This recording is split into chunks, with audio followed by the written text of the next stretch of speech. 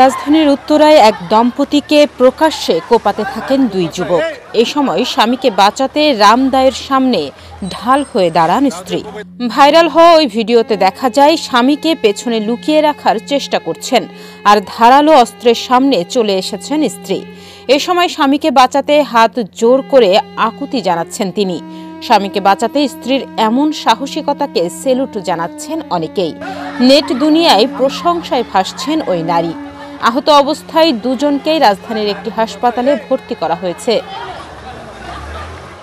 জানা গেছে, সোমবার রাতে উত্তরা ৭ নম্বর সেক্টরে এই হামলার ঘটনা ঘটে। এ ঘটনায় দুইজনকে আটক করেছে পুলিশ। আটককৃতদের মধ্যে রয়েছেন মোহাম্মদ মোবারক হোসেন ও রবি রায়। স্থানীয়রা জানায়, এই বখাটে কিশোর চক্রটির সদস্যরা উত্তরা সেক্টরের ভেতরে দ্রুত গতিতে মোটরসাইকেল চালাচ্ছিল।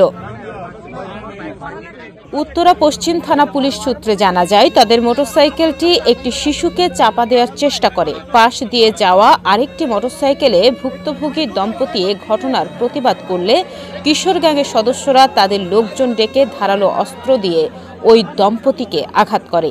এক পর্যায়ে জনগণ তাদের দুজনকে ধরে গণধোলাই দিয়ে পুলিশে সোপর্দ করেন। এ বিষয়ে উত্তরা পুলিশ থানার ওসি জানান, এ ঘটনায় দুজনকে আটক করা হয়েছে। যারা কুপিয়েছেন তারা সন্ত্রাসী। বাকিটা তদন্তের পরে জানা যাবে। তাহনিয়া ইয়াসমিন, প্রতিদিনের বাংলাদেশ।